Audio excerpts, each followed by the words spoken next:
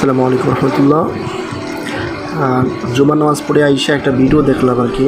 Video দেখে আর থাকতে পারলাম না, কারণ হলো বাংলাদেশটা হলো ইসলাম প্রিয় দেশ, ইসলাম শান্তির দেশ, শান্তি। কিন্তু এখন দেখতেছে অশান্তি হয়ে যাইতেছে, সকল পদক্ষেপে অশান্তি লাগতেছে। কারণ হলো আমাদের প্রাণ প্রিয় বাইতুল মুকাররম। আজকে দেখলাম জুমার নামাজের পরে আইসা দেখলাম যে একটা ভিডিও দেখলাম যে জুতা মারামারি করতেছে। কি গণ্ডগোল!